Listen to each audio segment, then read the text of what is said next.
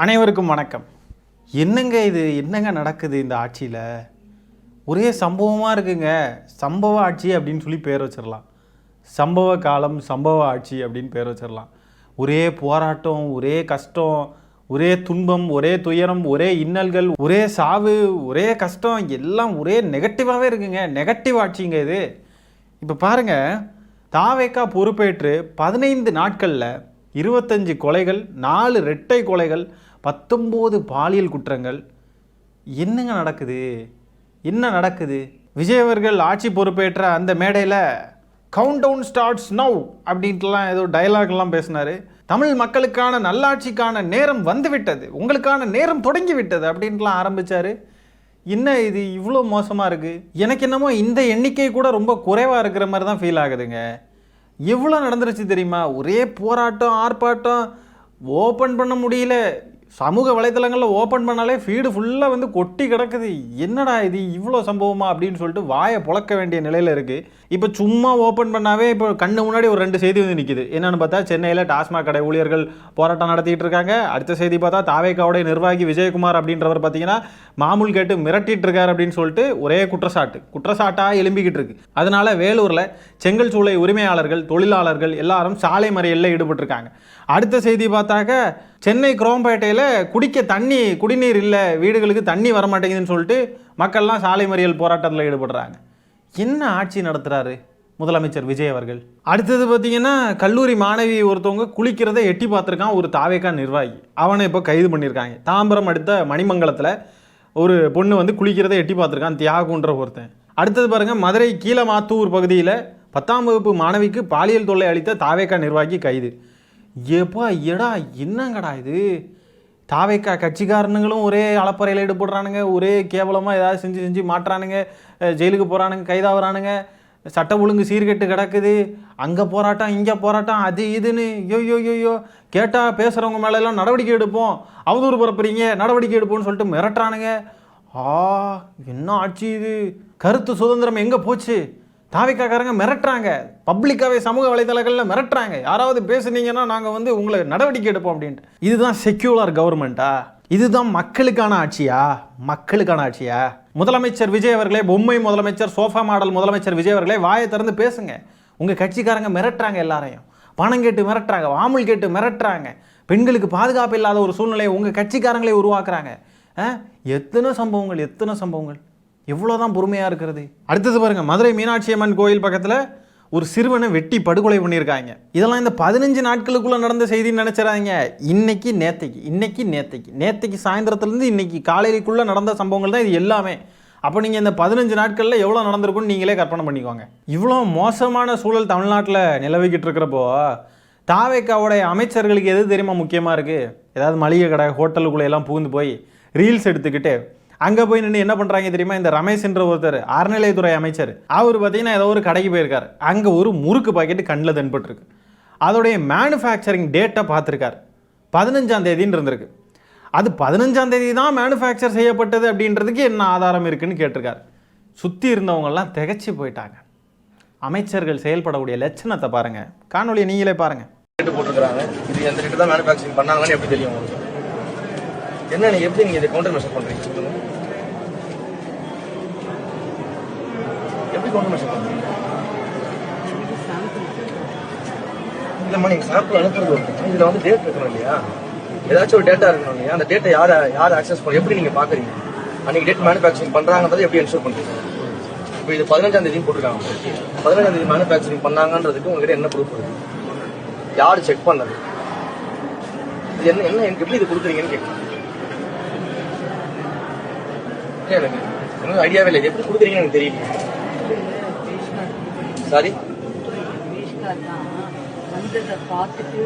அவர் யார் வர சொல்லுங்க, சம்பந்தப்பட்ட வர சொல்லுங்க. என்ன டாக்குமெண்ட் இருக்கு, என்ன ரிஜிஸ்டர் மெயின்டைன்? ஏங்க, ஒரு முறுக்கு பாக்கெட்டுக்கு இவ்வளோ அக்கப்போர் பண்ணிக்கிட்டு இருக்காங்க. அங்கே குடிக்கிறதுக்கு தண்ணி இல்லாமல் மக்கள் போராட்டம் பண்ணிக்கிட்டு இருக்காங்க. டாஸ்மாக் ஊழியர்கள் போராட்டம் பண்ணுறாங்க. இன்னொரு பக்கம் பார்த்தா மக்களை போட்டு மாமூல் கேட்டு மிரட்டிக்கிட்டு இருக்காங்கன்னு சொல்லி அதுக்கு போராட்டம் நடக்குது. இன்னொரு பக்கம் கோயம்புத்தூரில் நடந்த சம்பவத்துக்கு மக்கள் போராட்டம் பண்ணுறாங்க. மதுரையில் கொலை நடந்திருக்கு, சென்னையில் கொலை நடந்திருக்கு. சென்னையில் ஒருத்தன் பெண் குளிக்கிறதை எட்டி பார்க்குறான், மதுரையில் ஒருத்தன் மாட்டுறான் தாவேக்கா நிர்வாகி. இவ்வளோ பிரச்சனைகள் நடந்துக்கிட்டு இருக்கிறது மத்தியில் இவருக்கு வந்து முறுக்கு பாக்கெட் வந்து 15ஆம் தேதி, அது வந்து நீங்கள் 15ஆம் தேதி அதில் போட்டிருக்கு, அது 15ஆம் தேதி தான் செஞ்சாங்கன்றதுக்கு என்ன ஆதாரம் இருக்குது அப்படின்னு சொல்லிட்டு கேட்டுக்கிட்டு இருக்காப்புல. இதுதான் இப்போ ரொம்ப முக்கியமாக. இப்போ உலகத்தில் யாருமே இப்படிப்பட்ட கேள்விகள்லாம் கேட்க மாட்டாங்க. எவா டேய் எல்லாம் மாற்றம்னு எக்ஸ்பிரி டேட்டு முடிஞ்சு விற்கிறாங்க அப்படின்னு சொன்னால் கேள்வி கேட்பாங்க இல்லையா? நம்ம அதை பார்த்துருப்போம். முதல்ல இவருக்கும் இதுக்கும் என்ன சம்மந்தம் இருக்குன்னு புரியல. உணவு பாதுகாப்புத்துறை அதிகாரி மாதிரி இவர் போய் அங்கே எக்ஸ்பிரி டேட்லாம் செக் பண்ணிட்டு இருக்காரு. சரி, வாட் எவர், அவர் எம்எல்ஏ, அவர் தொகுதியில் பார்க்குறாரு, சரி இருக்கட்டும்னு வச்சுப்போம். ஆனால் இப்படி ஒரு கேள்வி கேட்குறது ஒரு லாஜிக் வேண்டாமா? கொஞ்சமாவது லாஜிக் வேண்டாமா? ஃபுட் சேஃப்டி டிபார்ட்மெண்ட்டுன்னு ஒன்று எதுக்கு இருக்குது அப்படின்னு தெரியல. அவங்களுடைய வேலையையும் இவங்களே இருந்து பார்த்துக்கிட்டு இருக்கிறாங்க. சரி, என்னமோ ஒன்று மாற்றம் வேணும் இல்லையா? அதனால் இஷ்டத்துக்கு யாருனாலும் என்னனாலும் எங்கனாலும் போய்க்கலாம். மருத்துவமனைக்குள்ளே போய் தாவேக்கா கட்சிக்காரங்களே ஆய்வு நடத்தலாம். அம்மா உணவகத்துக்குள்ளே தாவேக்காவுடைய மாவட்ட செயலாளர் போய் அங்கே ஆய்வு நடத்தலாம், எல்லாரையும் ஆர்டர் போடலாம், அதிகாரிகளுக்கு உத்தரவு போடலாம். இவங்களுக்கெல்லாம் யார் இந்த மாதிரி அதிகாரங்களெல்லாம் கொடுத்தா அப்படின்றது புரிய மாட்டேங்குது. அங்கே டாஸ்மாகில் பாட்டிலுக்கு 20 ரூபா 30 ரூபா வாங்குறாங்களாம். அதையெல்லாம் போய் கேளுங்கடா யாராவது. அதையெல்லாம் கேட்கறத விட்டுக்கிட்டு முறுக்கு எத்தனாம் தேதி மேனுஃபேக்சர் ஆச்சு அதுக்கு ஆதாரம் கொடுங்கன்னு சொல்லிட்டு கேட்டுக்கிட்டு இருந்தா என்னன்னு இது? இனிமேல் ஒவ்வொரு பொருளையும் தயாரிக்கிறப்போ ஃபுட் ப்ராடக்ட்ஸோ வாட் எவர், அதை தயாரிக்கக்கூடிய அந்த நிறுவனங்கள் வந்து சிசிடிவி ஃபுட்டேஜ் இருக்குது பாருங்கள், அதையெல்லாம் அப்படியே பிரிண்ட் எடுத்து அந்த முறுக்கு, இப்போ எக்ஸாம்பிளுக்கு முறுக்கு அப்படின்னு சொன்னால் அந்த முறுக்கு கவர் இருக்குது பாருங்கள், அந்த பிளாஸ்டிக் கவர், அதுக்கு பதிலாக இந்த சிசிடிவி ஃபுட்டேஜ் எல்லாம் ஃபோட்டோ எடுத்து அதோட தேதி அதோட இது எல்லாத்தையும் அதில் அட்டாச் பண்ணி அதை வந்து கவராக ரெடி பண்ணி அதை ஒரு பிரிண்ட் எடுத்து அப்படி கவர் போட்டு அதுக்குள்ளே முறுக்கு வச்சு கொடுக்கணும் போல இருக்குது. இதுதான் மாற்றம். தாவேக்கா இந்த மாற்றத்தை தான் எதிர்பார்க்குது. அப்படியே எடுத்து அப்படியே ஏதாவது செஞ்சால் கூட, கிறுக்குத்தனமாக இருந்தாலும் கூட, அது அந்த ஃபோட்டோவில் இருக்கிறதெல்லாம் உண்மையா? அது ஃபோட்டோஷாப்பு, அதை எப்படி நீங்கள் உண்மைன்னு நம்புறீங்க அப்படின்னு சொல்லிட்டு வந்து கேட்பாங்க. இப்படிப்பட்ட ஒரு தற்குறி கூட்டத்துக்கிட்ட மாட்டிக்கிட்டு தமிழ்நாடு சின்ன பின்னாமாகுதுங்க. கைஸ், உங்கள் எல்லாருக்கும் ஆதார் கார்டுன்னு ஒன்று இருக்கும், டேட் ஆஃப் பர்த்னு ஒன்று இருக்கும். உங்கள் டேட் ஆஃப் பர்த்தை எங்கேயாவது அரசு அலுவலகங்கள்லையோ இல்லை யார்கிட்டையாவது போய் சொல்கிறீங்க அப்படின்னா அவங்க உங்களை நோக்கி இந்த மாதிரி கேள்விகள் எழுப்ப நிறைய வாய்ப்பு இருக்குது. நீங்கள் சொல்கிற டேட் ஆஃப் பர்த்தில் தான் நீங்கள் பிறந்தீங்கன்னு என்ன ஆதாரம் இருக்குது, அந்த ஆதாரத்தை கொடுங்க அப்படின்னு சொல்லிட்டு கேட்டாலும் கேட்க நிறைய வாய்ப்பு இருக்குது. ஏன்னா இது தாவேக்கா ஆட்சி, சோஃபா மாடல் ஆட்சி. இதுக்கெல்லாம் நீங்கள் பழகிக்கோங்க. இப்படிலாம் இருக்கும், இனிமேல் டிஃப்ரெண்ட்டாக இருக்கும். ஏன்னா ஆள்றது அவங்க இல்லையா? இப்படிப்பட்ட கேள்விகள்லாம் எழுப்புவாங்க டிஃப்ரெண்ட்டாலாம். அதுவும் சம்மந்தம் இல்லாத அமைச்சர்கள், சம்மந்தம் இல்லாதவங்களாம் வருவாங்க. தாவேக்கா கட்சிக்காரங்களே வந்து கேட்பானுங்க. எல்லாருக்கும் நம்ம பதில் சொல்லணும் கைஸ், நம்ம எல்லாருக்கும் பதில் சொல்லணும். எவன் என்ன எதுன்னு இல்லாமல் எல்லாருக்கும் பதில் சொல்லணும். ஏன்னா மாற்றம். அடுத்ததா தாவேக்காவுடைய அமைச்சர், மதுவிலக்குத்துறை அமைச்சர் விக்னேஷ் என்ன சொல்கிறாருன்னு பார்த்தீங்கன்னா, டாஸ்மாகில் 10 ரூபா வாங்குறதெல்லாம் உடனேலாம் நிப்பாட்ட முடியாது. அது வந்து சினிமா போலலாம் ஒரே நாளில் நிப்பாட்ட முடியாது, அதுக்கெலாம் டைம் ஆகும். அது மாதிரி டாஸ்மாகை ஒரேடியாக எல்லாத்தையும் மூட முடியாதுங்க. மூடுனா கஞ்சா புழக்கம் வரும், ட்ரக்ஸு புழக்கம் அதிகமாகிரும். அதனால அதெல்லாம் சினிமா மாதிரிலாம் நினச்சிட்டு இருக்காங்க அப்படின்ட்டு அமைச்சர் சொல்கிறார். அவர் பேசினதெல்லாம் பார்த்துருவோம் வாங்கல. பாட்டிலுக்கு 10 ரூபா, பாட்டிலுக்கு 10 ரூபா, பாட்டிலுக்கு 10 ரூபா, பாட்டிலுக்கு 10 ரூபா. இன்னும் 6 மாசம்தான். ஆட்சி மாறும், காட்சி மாறும், அதிகாரம் கை மாறும், அப்ப தெரியும். 6 months later. பாட்டிலுக்கு 10 ரூபான்னு இதை வாங்கக்கூடாதுன்னு சொல்லிடுவோம். ஆனா இதுல ஒரு சட்ட சிக்கல் என்னவா இருக்கு அப்படின்னு சொன்னா, நீங்க அந்த பாட்டில் குடிக்கிறவங்க அந்த பாட்டில வெளியே போட்டுட்டு போயிடுறாங்க, அந்த பாட்டில திருப்பி வாங்கணும். அப்ப அந்த பாட்டில திருப்பி எல்லாரும் கொண்டு வந்து கொடுக்கணும்னா என்னன்னா, ஒரு பாட்டிலுக்கு ஒரு ஸ்டிக்கரை நீங்க ஒட்டிக்கோங்க, ஒட்டி அதுல 10 ரூபாய் எக்ஸ்ட்ரா வாங்கிக்கோங்க. திருப்பி அந்த பாட்டில கொண்டு வந்து கொடுத்தால் அந்த 10 ரூபாயை திருப்பி கொடுத்துருங்க அப்படின்னு சொல்லி போட்டு பாட்டில ரிட்டர்ன் வாங்கிக்கணும்னு சொல்லும்போது, நம்மளுடைய பிளான் என்னவா இருந்திருக்குன்னா, இதுக்கு முன்னாடி அவங்களோட பிளான் என்னவா இருக்குன்னா, இதுக்கு ஒரு 10 ரூபாய் ஸ்டிக்கர் ஒரு கான்செப்ட் கொண்டு வரலாம். இந்த பிரச்சனை இந்த ஸ்டிக்கரோட பிரச்சனைகள்லாம் டக்குன்னு இது ஒன் நைட் கேம் கிடையாது, ஒன் டே கேம் கிடையாது. இது எல்லாம் சேஞ்ச் பண்ணணும்னா இது ஒரு லாங் டைம் ப்ராசஸ். ஏன்னா இதை ஒரே நாள நம்ம இந்த டாஸ்மாக் துறையை திருத்தி சினிமாவில் வர மாதிரி மாற்ற முடியாது. It's process. இந்த ப்ராசஸை இன்னையிலிருந்து ஆரம்பிச்சிடும். இன்னையிலிருந்து நிச்சயம் கூடி சீக்கிரம் அந்த ஸ்டிக்கருக்கான ஒரு மாற்று ஏற்பாடுகளை நிச்சயம் டாஸ்மாக் பண்ணும். கடைகளை மூடுறதுனால தீர்வான்னு கேட்டா அது தீர்வு ஆயிருமா? சரி, எனக்கு தெரியல, நீங்க எதாவது சொல்லுங்க. எல்லா கடையும் மூடிட்டா தீர்வா என்ன ஆகும்? எல்லா கடையும் மூடிட்டா கள்ளச்சாராயம் உள்ள வந்துடும், கஞ்சா இன்னும் அதிகமாயிரும், ட்ரக்ஸ் உள்ள வந்துடும், சிரிஞ்சு உள்ள வந்துடும். இது வந்து கடையை எடுத்துட்டா இந்த பிரச்சனை சால்வ் ஆயிருமான்னு கேட்டா இல்ல. தேர்தலுக்கு முன்னாடி டாஸ்மாக் கடையிலெல்லாம் மூடிடுவோம், நாங்கள் மூடுவோம் அப்படின்னு சொல்லி வந்துக்கிட்டு எல்லா கடையும் மூடுறது தீர்வாயிருமா? எல்லா கடையும் மூடினா என்ன ஆகும்? பகுத்தறிவோட யோசிச்சு பாருங்க. பகுத்தறிவோட கள்ளச்சாராயம் உள்ள வந்துடும், கஞ்சா உள்ள வந்துடும், ட்ரக்ஸ் உள்ள வந்துடும். இதையெல்லாம் நம்ம சொல்கிறப்போ அதெல்லாம் எப்படி? நீங்கள் ஆட்சியில் இருக்கீங்க, எத்தனை பெண்கள் தாலியாக இருந்து கிடக்குறாங்க, எத்தனை பெண்கள் எவ்வளோ கஷ்டப்படுறாங்க, எவ்வளோ குடும்பங்கள் இதனால் கஷ்டப்படுது அப்படின்லாம் டயலாக் பேசிக்கிட்டு இருந்தானுங்க. இன்றைக்கி வந்து இவனுங்க மட்டும் எல்லாத்தையும் லாஜிக் நமக்கு கிளாஸ் எடுக்கிறானுங்க. மாற்றம்னு சொன்னீங்க, அப்போ எல்லாம் மாறணும். விஜய் அவர்கள் தான் சொன்னார் 6 மாசத்துல பாருங்கள் எல்லாத்தையும் மாற்றிடும். இன்றைக்கி வந்து பாட்டிலுக்கு 10 ரூபா வாங்குறதெல்லாம் அதெல்லாம் சினிமா மாதிரிலாம் நிப்பாட்ட முடியாது. அப்போ விஜய் அவர்களுக்கே எதிராக பேசிக்கிட்டு இருக்கார் தாவேக்காவுடைய அமைச்சர். அப்போ விஜய் அவர்கள் சொன்ன பொய்யை அம்பலப்படுத்தி இருக்கிறார் இன்றைய தாவேக்கா அமைச்சர்.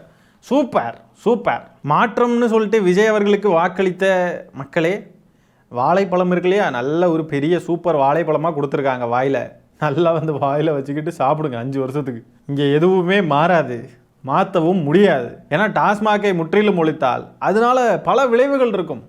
அந்த விளைவுகளை வந்து அரசாங்கத்தால் ஃபேஸ் பண்ணவே முடியாது. ரொம்ப பெரிய ஸ்ட்ரகிள் ஆயிரும், புரியுதுங்களா? ரொம்ப பெரிய ஸ்ட்ரகிள் ஆயிரும், ரொம்ப கஷ்டமாயிரும். அதனால டாஸ்மாகலாம் மூடுறதுக்கு வாய்ப்பே இல்லை ராஜா, வாய்ப்பே இல்லை. நீங்கள் உலகத்தில் எந்த மூலைக்கு போனாலும் டாஸ்மாக்கு குடிக்கிறதுக்குன்னு சொல்லிட்டு சரக்கு இல்லாமல் எந்த ஊருமே இருக்காது, புரியுதுங்களா? எங்கேயுமே இல்லாத ஒரு விஷயத்த இங்கே மட்டும் பண்ணணும் அப்படின்னா அது நடக்காது. அதை வச்சு அரசியல் பண்ணலாமே ஒழிய அதை முற்றிலும் ஒழித்து கட்ட முடியாது. அதனால் நீங்கள் எதிர்பார்த்த மாற்றம்லாம் நடக்காது. முட்டாள்தனமாக யோசித்து வாக்களித்த உங்களுக்கு வாயில் நல்லா பெரிய வாழைப்பழம் வேணால் வச்சுருக்காங்க, சாப்பிடுங்க, சாப்பிட்டுக்கிட்டு என்ஜாய் பண்ணுங்கள் 5 வருஷம். இப்போ பாட்டிலுக்கு 10 ரூபா 10 ரூபான்னு எதுக்கு அப்போது விஜய் அவர்கள் பாடினார்? அந்த ஸ்டிக்கர் வந்து ஒட்டுனது இதுக்காக தான், அதுக்காக தான் 1008 காரணம் சொல்கிறார். அப்போ திமுக ஆட்சி காலத்தில் செந்தில் பாலாஜி அவர்கள் மேலே எதுக்கு குற்றம் சாட்டினாங்க? எதுக்கு குற்றம் சாட்டினீங்க? நீங்கள் பாட்டிலுக்கு 10 ரூபா 10 ரூபான்னு ஏன் பாட்டினீங்க? இப்போ 20 ரூபா 30 ரூபா வாங்குறாங்களாமே. இப்போ 20 ரூபா வாங்குறாங்கன்னா இப்போது 10 ரூபா இந்த அமைச்சருக்கு, 10 ரூபா சிஎம் விஜய்க்கு அப்படின்னு நம்ம எடுத்துக்கலாமா? ஏன்னா தாவேக்காரங்க அப்படி தான் சொன்னாங்க. தாவேக்காரங்க 10 ரூபா முன்னாடி வாங்கிட்டு இருந்தாங்க அப்படின்றதுனால அது வந்து செந்தில் பாலாஜி எடுக்கிறாரு, பாதி வந்து சிஎம் ஸ்டாலின் அவர்களுக்கு எடுத்துக்கிறாங்க அப்படின்ட்டு ஒரு பொய்யை கிளப்பி விட்டானுங்க. அது இல்லைங்க, அப்படி இல்லைங்கன்னு நம்ம அவ்வளோ தடவை எடுத்து சொன்னோம். ஆனால் கேட்கல, யாரும் கேட்குற மாதிரி தெரியல. அதனால் இப்போ 20 ரூபா 30 ரூபா வாங்குறாங்களாம். அதனால் 10 ரூபாயோ 15 ரூபாயோ இந்த அமைச்சருக்கு, 10 ரூபாயோ 15 ரூபாயோ சிஎம் விஜய் அவர்களுக்கு அப்படின்னு எடுத்துக்கலாமா? அடுத்தது ஒரு தாவேக்கா அமைச்சர், அவருக்கு சுற்றுச்சூழல் துறை அமைச்சராக அவருக்கு வந்து பொறுப்பு கொடுத்துருக்காங்க. அவர் சுற்றுலாத்துறை அமைச்சர்னு நினச்சிக்கிட்டு பேசிக்கிட்டு இருக்காருங்க. பாருங்க, தமிழக முதலமைச்சர் என் இனமான தலைவர் ஜோசப் விஜய் அவர்களின் எனக்கு வந்து ஒரு அமைச்சரவையில் ஒரு வாய்ப்பு கொடுத்துருக்காங்க சுற்றுலாத்துறை அமைச்சரா. அதுக்கு நான் வந்து ரொம்ப கடமைப்பட்டிருக்கேன். எனக்கு என் மீது பெரிய ஒரு நம்பிக்கை வச்சு நமது முதலமைச்சர் அவர்கள் எனக்கு இந்த பொறுப்பு கொடுத்துருக்காங்க. சுற்றுலாத்துறை பற்றி உங்களுக்கு தெரியும்.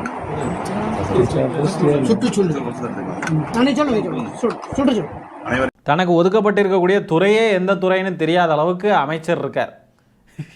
என்னங்க சொல்கிறது? சுற்றுச்சூழல் அமைச்சர் சுற்றுலாத்துறை அமைச்சர்னு நினச்சி பேசிக்கிட்டு இருக்கார். அதுவும் கடைசியில் பார்த்தீங்கன்னா திருப்பி ரீடேக் பேசிக்கலாமா? ரீடேக் இது ஒன்றும் சினிமா இல்லை அமைச்சரே, இங்கே ரீடேக்லாம் பண்ண முடியாது. இப்போ புரியுதா விஜய் அவர்கள் ஏன் ப்ரெஸ்ஸை சந்திக்க மாட்டேங்கிறாருன்ட்டு? இதனால தான். சீஃப் மினிஸ்டர் ஆஃப் தமிழ்நாடுன்னு சொல்கிறதுக்கு பதிலாக சீஃப் மினிஸ்டர் ஆஃப் இந்தியான்னு சொன்னாலும் சொல்லிடுவாப்புல. அந்த பயத்தில் தான் ப்ரெஸ்ஸை சந்திக்கிறதே கிடையாது. ஆகவே இன்றைய தமிழ்நாட்டின் நிலையும் தமிழ்நாட்டை ஆளக்கூடியவர்களின் நிலையும் எப்படி இருக்குன்னு நம்ம பார்த்துக்கிட்டு தான் இருக்கோம். நல்லா இருக்குல்ல, மாற்றம் சூப்பராக இருக்குல்ல. இந்த காணொலியில் நம்ம பேசியிருக்கிற விஷயங்கள், பார்த்த விஷயங்கள் எல்லாம் பற்றி என்ன நினைக்கிறீங்கன்றதை கமெண்ட்ஸில் பதிவு பண்ணுங்கள். இந்த காணொலியை நான் இத்துடன் நிறைவு செய்து கொள்கிறேன். நன்றி, வணக்கம்.